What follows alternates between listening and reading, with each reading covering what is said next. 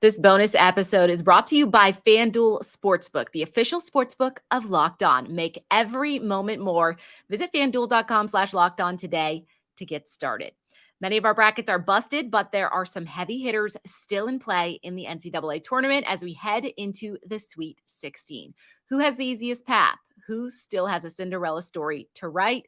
We've got you covered from around the country. This is Locked On College Basketball Bracket Breakdown. I'm Kainani Stevens. Thank you for joining us in this special bracket breakdown preview where we look ahead to the Sweet 16s with a full panel of our Locked On hosts, Andy Patton from Locked On Zags and Locked On College Basketball, Zachary Anderson-Yoxsimer from Locked On UCLA, and Jonathan Davis from Locked On Longhorns are here with us to take you from the national perspective to the local perspective as we do here on Locked On.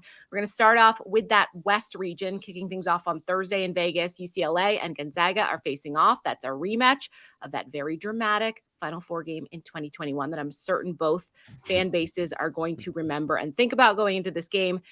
Zach, I'll start with you. Do the Bruins have revenge on their minds, or is this kind of a different look for them this year? Well, first, I think it's actually the anniversary, Andy, correct me if I'm wrong, of the Heartbreak City. It's it's actually, a rubber match from years ago when they had the crazy Adam Morrison crying. And then, of course, 2 years ago, Jalen Suggs.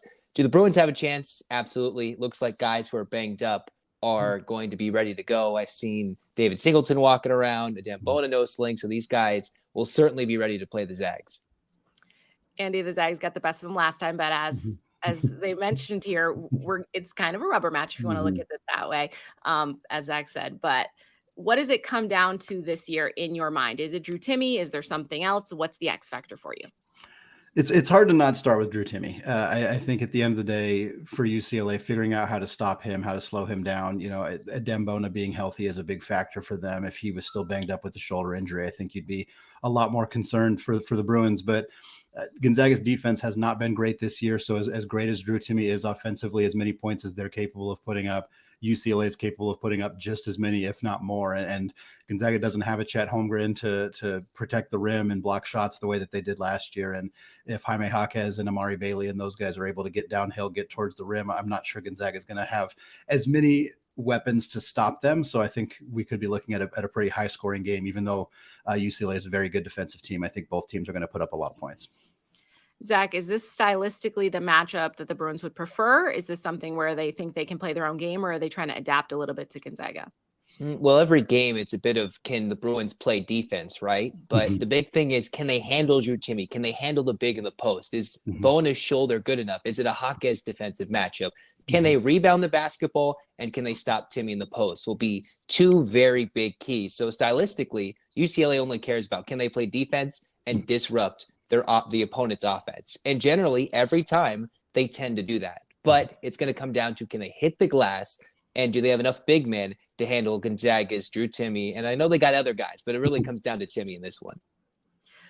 Looking ahead just a little bit for one of you, it'll be a very tough matchup on the other side. This whole section of the bracket is tough. UConn and Arkansas are gritty, gutsy. Is there a team that you would like to avoid if we look ahead for your team? Which one would you not want to see in the Elite Eight? Andy, we'll start with you. I don't want to see UConn. I don't really want to see either of these teams, quite honestly. But UConn, Adama Sanogo and Donovan Klingon are two of the best post players, quite honestly, in the entire country, and they're both on the same team. And guard play is what wins in March, and we always hear that, and that's a refrain that's very common. But a Gonzaga-UConn matchup in the Elite Eight would kind of be a post-dominated matchup. UConn's guards have been inconsistent this year. Gonzaga's guards have been very inconsistent this year with a capital I there. And I think it would be an interesting matchup, but I think UConn's got a little bit more experience in the backcourt.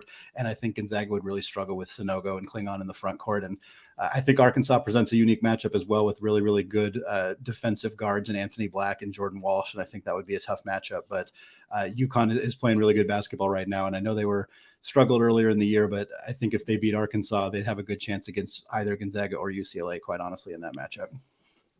Zach, who do you think they match up better with for UCLA if they were to make it that far? Well, I would just say, Ken Palm, I think, has UConn pretty high up there as well with UCLA and all those efficiency rankings. But then you have Arkansas and Eric Musselman, who's proven in the tournament, whatever job he's at, whether he's in Reno with Nevada, whether he's with Arkansas, he's a dragon slayer. So we kind of joked about this before coming on and doing this. The West and the Sweet 16 and the Elite Eight is absolutely stacked. And what Arkansas just did, to Kansas, it's just kind of mind-boggling. So there's no win-win. It's just survive and advance. And I think I'd rather not play Arkansas. Okay, fair enough. Jonathan, we've been making you wait long enough, so we're going to take a look at the Midwest now, because Texas is going to take on Xavier in Louisville on Friday. How does matchup stylistically does this look for Texas going? And obviously they're playing great right now, but looking at Xavier, what does this matchup look like to you? Well, Xavier is a team that scores a lot of points. They like to get in transition. They average, I think, 18, 19 assists a game. So they're a really good passing team, shooting 39% from the three. So it kind of looks, I think it benefits Texas in that they just played a Penn State team that does a lot of the same things. They really shoot the three well, can pass, and they get out in transition and get their shooters open. So Texas is really going to have to come into this game with a defensive focus the way they have on the 6-game win streak, where they haven't allowed 70 points one time in the last 6 games. They're going to have to really lock down on Xavier and kind of play that pressure defense that has carried them to a Big 12 conference championship into the Sweet 16 thus far, and really take Xavier out of their comfort zone. And then on the offensive end, they're going to have to do what we've seen them been doing in the past, really, these last 6 games, is go to Dylan Dessou in the post and then have that excellent guard play outside of that and play inside out. So I think this matchup favors Texas. Xavier definitely is, a really tough team that is very worthy of being in the Sweet 16. And, in any other bracket can make a run, but unfortunately they're running into Texas on Friday. And I think, Texas gets the win and covers in that matchup. Obviously, you mentioned that win over Penn State. When Penn State made that big run, they handled it. They were fine, and they did it without any help from behind the arc, as I'm sure many people have mentioned, with only that 1-3. Does that kind of show you that Texas can win in a multitude of ways? That's obviously super important this time of year, but does that show you something where you feel like they can make a big run with this kind of roster that they have built? Yeah, well, it just shows you the poise and experience they have. This is a team that has come back from 3 double-digit deficits under Rodney Terry. So when they got down 3, I know all Texas fans, including me, started to get nervous. It was like, oh my God, here we go. But they were very poised. But yeah, it definitely shows that they can win in a multitude of ways. And that's what they've done all season throughout Big 12 conference play, against Gonzaga, where they lit it up. Andy could attest to that. And then against Penn State, where they only make 1-3. So this is a very inconsistent shooting team. I think on the season, only shooting about 34% from 3, but they're battle tested, and they've shown the ability to win when they're making, 13 threes or when they're making 1 3. So they're going to have to continue that on Friday against Xavier. Rodney Terry, has he shown enough yet? I feel like, does he still have the interim tag, or are we official at this point? Rodney Terry still has the interim tag. If you're asking me, I'm not sure why, but, he's done a really good job, and his team has done a really good job of, limiting the distractions. And like he says, just live where your feet are and focusing on game to game. But, I think he's done more than enough to earn the job, and hopefully, he gets taken care of sooner than later. Fair enough. I'll campaign for him if I have to. As far as, let's look ahead. Let's do a little preview to end this segment for us, you guys. Final 4 matchups. Check your brackets. Don't go with what you originally had, because I'm sure they're busted by now. But let's start with Zach. Who do you have in your Final 4 at this point? Well, it's funny because my Final 4 is actually not busted. I have, let me pull it up. Yeah, it's still alive. Everything else is going terribly, but the Final 4 is still alive. Interesting picks I have. I have UCLA, Texas, You'll like that, Jonathan, Tennessee, and then in the top half, I think it's Alabama, because it seems pretty open for Alabama. So Tennessee, Alabama, UCLA, and Texas is what I had. Okay. Seems plausible, but nothing has been plausible thus far. So we'll have to wait and see if that is true. Andy, what do you have? Pretty similar. I got Texas. Shout out Jonathan there as well. Got the Longhorns advancing there, and Alabama, same 2 at the top. On the bottom, I have Gonzaga. Got to stick with the Zags. I think that's a couple of tough matchups there, but I think they have a chance to advance there in the Final 4. And then in the East region, I have Kansas State. Marquise Noel has been playing extraordinary basketball. We talk about how much guard play matters in March. Tennessee, great defensive team, but they're missing their starting point guard. I think Kansas State's got a chance to advance there and be in the Final 4. All right. Now, Jonathan, I think I can guess who you have coming out of the Midwest, but who do you have for the other 3? Yeah, definitely. University of Texas is coming out of the Midwest region. No surprises there. Chalk all across the board. Well, I guess it's not chalk because U of H is still in it, but we all agree it's consensus. We got Bama. No disrespect to Princeton and whoever else is in that region, but I got Bama coming out. Tennessee, shout out to former University of Texas coach Rick Barnes. Yeah. Look, I watched that Duke game. I had Duke. I was like, there's no way that Duke cannot outscore Tennessee. And Tennessee was out there playing prison ball, man. It was elbowing, Filipkowski in the face. He had a cut under his eye. So if the refs keep letting Tennessee play like that, they're definitely getting to the Final Four. And then I got Gonzaga. That's a tough bracket when you talk about Arkansas, UCLA, UConn, and Gonzaga. But Gonzaga, they just find a way to win in March. And I've been watching this team. That offense looks great, especially when they're playing through Timmy Allen. I mean, not Timmy Allen. Drew Timmy. There we go. Especially when they're playing through Drew Timmy. I love the way they're shooting from the three-point line. I think they get to another Final Four. All right, guys. I think those are all pretty plausible. I'm going to save my picks for the next segment where we are going to go over the South and the East. Thank you guys for joining us. Okay. March Madness is well underway, and now is the perfect time to download FanDuel, America's #1 sportsbook. New customers get that no-sweat first bet of up to $1,000. That's bonus bets back if your first bet doesn't win. Just download the FanDuel Sportsbook app. It is safe, secure, super easy for you to use. Then you can bet on everything from the money line to point scorers and threes that are drained. Don't miss the chance to get your no-sweat first bet of up to $1,000 in bonus bets back when you go to FanDuel.com/lockedon. That's FanDuel.com/lockedon to learn more. Welcome back to our Sweet 16 bracket breakdown preview. I'm Kainani Stevens. We have covered the Midwest and West regions. Now we're going to look at the East and the South parts of this bracket. Locked On Spartans host Matt Sheehan. Locked On Bama host Luke Robinson. Locked On College Basketball, Andy Patton still with us. They're going to go over that local perspective we love to get so much. I will start off with the #1 overall seed, Alabama.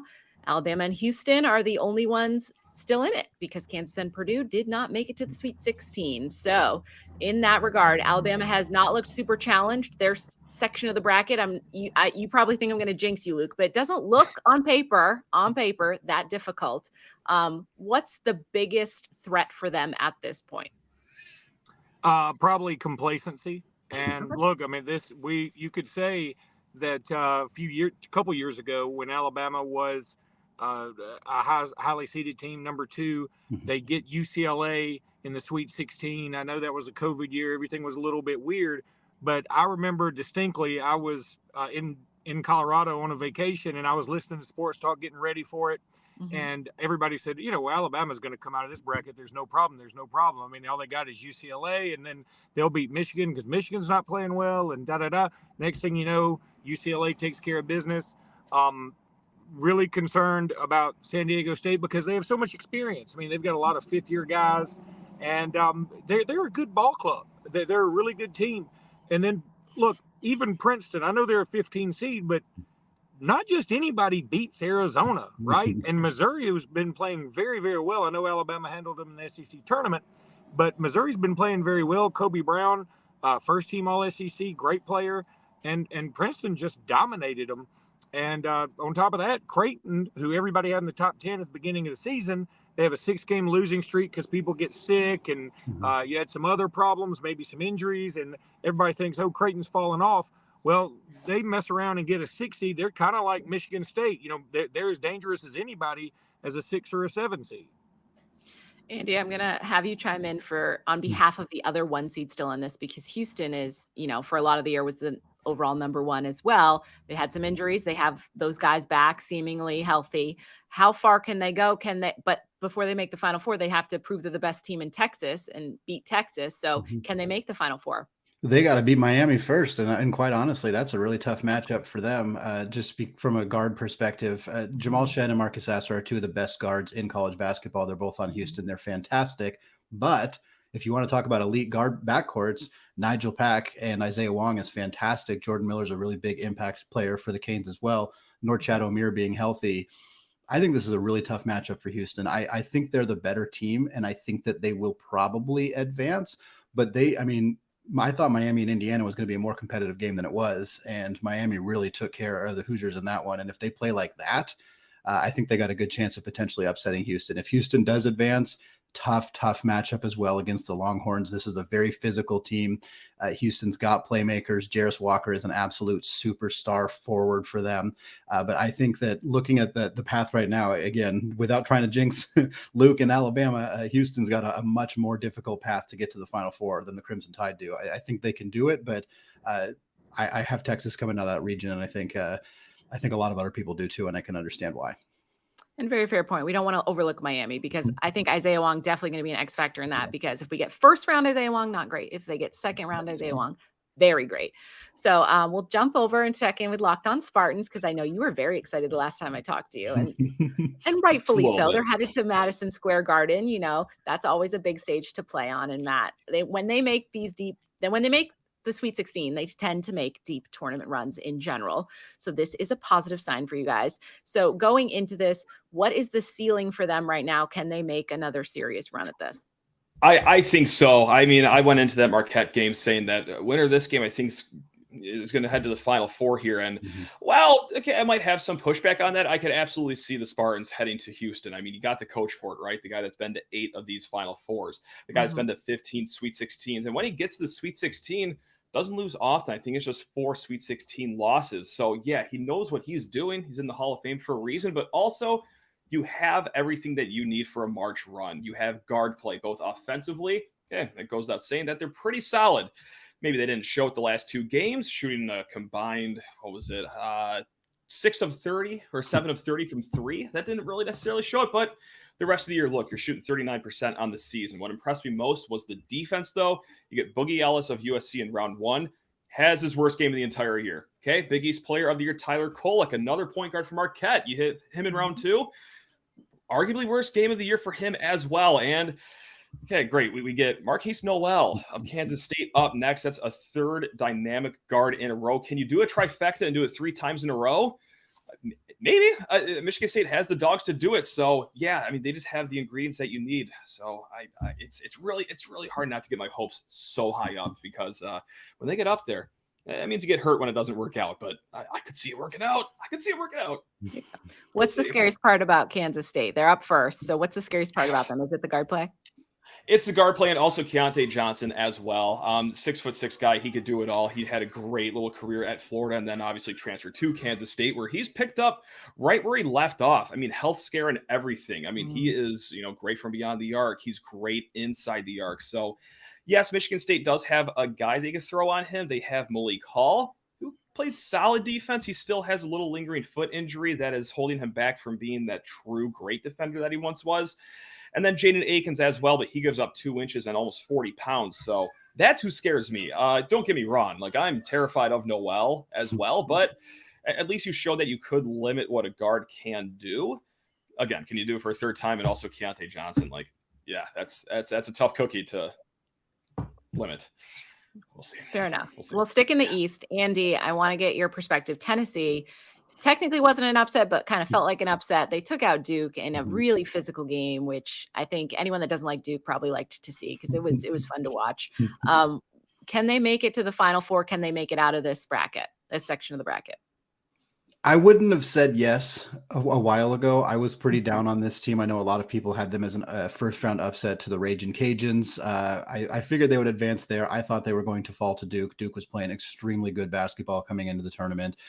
Tennessee was not. They struggled a little bit in the SEC. They obviously lost to Kai Ziegler to a season-ending injury. That's really a devastating loss for them. But now, at this point, it's hard to discount them. I think the biggest thing for Tennessee is the lack of outside shooting. You look at historic numbers, the teams that shoot below 33% from 3 don't win the NCAA tournament. They just don't. And Tennessee, they fall in that category. We've also seen this team kind of lose some pretty inexplicable losses throughout the season. And Rick Barnes, he has his reputation for kind of struggling a little bit in March. And I think you put all that together and you can definitely create a narrative of Tennessee potentially falling here early, maybe even falling to FAU. But I also think you're looking at a team that they just beat Duke. They're the 2nd highest seed that's left right now. They have a real chance. I do think they do, but I'm not betting on them. We have a saying on Locked On College Basketball to don't trust Tennessee. We've been saying it for a long time, and I would feel silly not continuing to use that refrain right now, even after a nice win over Duke. to be fair, they are pretty much the definition of inconsistent. Yeah. So I would not be surprised if they won. I would not be surprised if they lost. And I'm sure many viewers probably feel the exact same way. Luke's on the road right now, so we'll check in with him just quickly because I do want to get everybody's thoughts on a Final Four. I'm sure maybe what everybody had for their bracket wasn't what they have going on now, because I know mine isn't exactly the same. But Luke, if from the land of beyond you want to check in with us and tell us what you have for Final Four, we'll take it. Yeah, I'm sorry. It looks like I've disappeared into the ether here. No worries. It's very reminiscent of that scene from The Exorcist when that face just sort of pops up in the middle of nowhere. But yeah, look, my Final Four. I had Houston, Alabama, Gonzaga, Duke, and I guess that's it. Obviously, Duke's not going to make it. That whole side, the east side, is gone for me. Okay. But the rest of them I feel good about. I feel good about my final selection, which is Alabama and Gonzaga. I think that would be an unbelievable matchup to have that again, because the first game was so high scoring. Brandon Miller scored, 36, 37 points in that contest. Drew Timme was unstoppable. It was a lot of fun in Birmingham. I'd love to see that same matchup in Houston. But I'd love to see Alabama play Houston again, too. I mean, probably the two most athletic teams left in the tournament.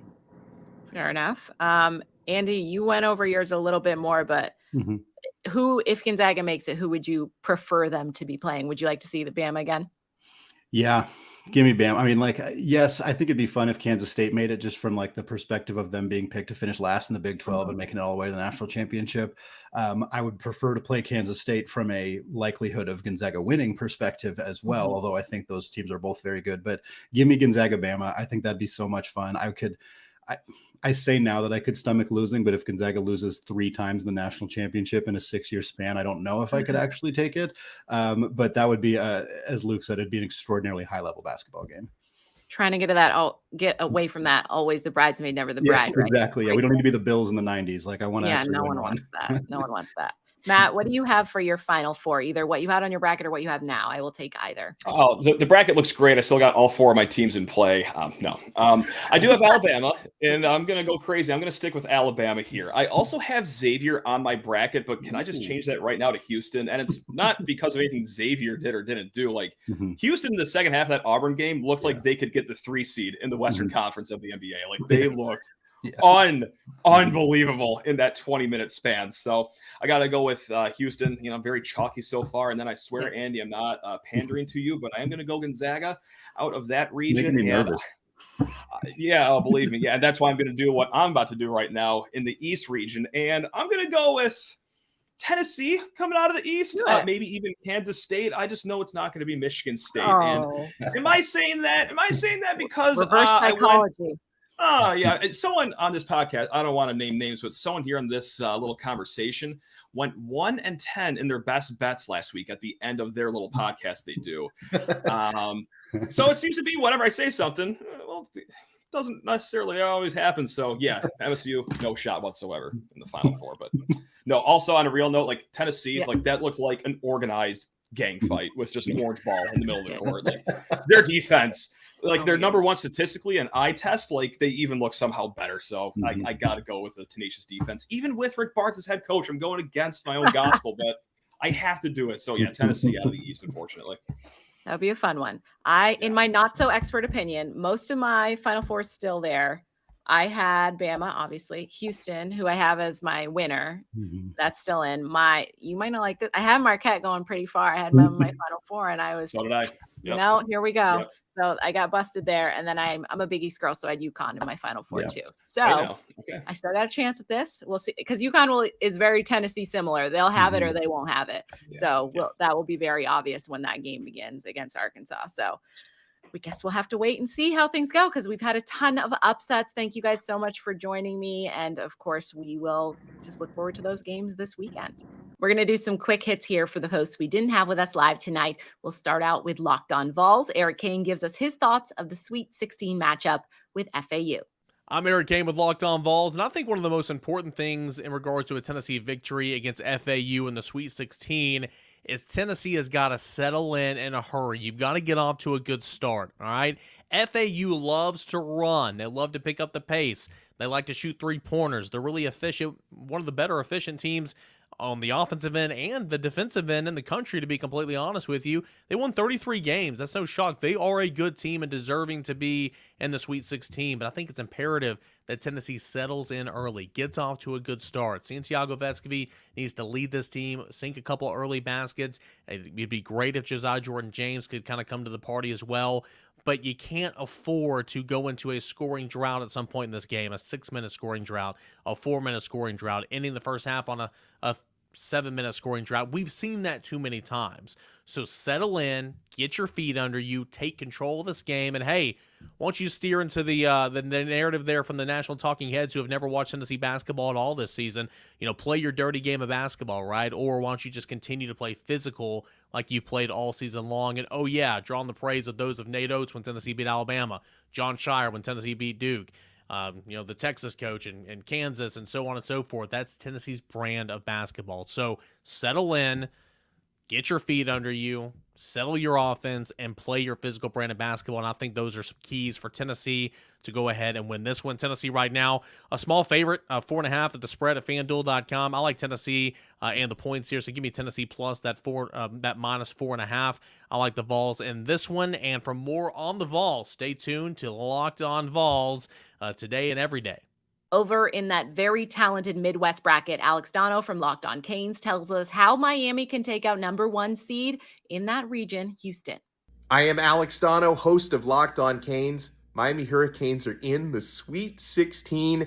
In order to keep dancing in the Elite 8, the Hurricanes are going to have to pull off a major upset. Miami are 7-point underdogs against an excellent top seed Houston Cougars team. For the Hurricanes to have any chance in this one, Miami needs to run. They need to play at their pace, which is fast, but you've got to hit your shots at a high percentage. As Isaiah Wong goes, so does Miami. The reigning ACC Player of the Year needs to build on that 9 for 17 shooting performance that he had against the Indiana Hoosiers, and Miami must win and at least compete on the offensive glass. Norchad Omier had those 8 offensive rebounds against the Hoosiers. Miami needs to follow that blueprint once again if they want to keep dancing. The game is going to be 7:15 p.m. Eastern Time on Friday. For more on the Miami Hurricanes, check out Locked On Canes, your team every day. And finally, Locked On Cougs joins us with the details of how one of the 2 remaining number 1 seeds is going to be able to advance to the Elite 8. Cougs house. All right, let's talk a little bit about how Houston will beat the University of Miami on Friday. This is a 1 versus 5 matchup, one of the better ones of the Sweet 16 as far as the seeding goes. The big way that Houston will have an advantage in this game is, frankly, if they can stay healthy. We both know that Houston has had some issues with health as of late. Marcus Asher looked pretty strong in the second half of that Auburn game. Looks like the groin's getting better. Jamal Shedd's continuing to come back from a hyperextended knee. His knee, he's wearing the tights and keeping things warm and things like that. So I think he, again, with a week to kind of get back in shape, ought to be doing a little bit better. If the Houston backcourt is healthy, then I think the next thing you got to look at is how do they use that backcourt to control the pace, right? Miami plays a really fast pace at nearly 70 possessions per game. Average across the country is more like 66, 67. And Houston plays more down at like 62, 63 possessions per game. So if they can control the pace with that guard play, that'd be really, really important. The other thing that I feel like they got to do is they got to keep Norchad Omier off the board. We saw the impact he had against Indiana, against Trace Jackson Davis. Houston's got the bodies to do it in Jarris Walker and Juwan Roberts and Reggie Chaney and maybe even some Xavier Francis, although we'll see. They've got guys, and Tremont Mark does a great job rebounding at the guard spot as well. But Omier is a big-time rebounder and big-time impact player because of that. If they can do both of those things, then they can kind of rely on, like, Sasser's better than Isaiah Wong and kind of do some one-on-one stuff there. I imagine if they're dictating the pace, that also means they're turning Miami over some because Miami can get careless with basketball. And if you make those careless mistakes count more in a lower possession game, then suddenly things start moving your way. This ought to be a competitive game throughout. It's going to be an exciting one on Friday night. But I do think the Cougs come out on top. I'm thinking, let's say, like 68 to 60, somewhere in that range. High scoring, but not highest scoring by any stretch. Remember to subscribe to Locked On Cougs for the latest each and every day. We'll be talking Cougs all week long, hopefully all the way through the Elite Eight on Sunday. Go Cougs! Thank you to all of our hosts for joining us here tonight. I'm Kainani Stevens. For more coverage of the NCAA tournament, make sure that you are subscribed to Locked On College Basketball, your team every day.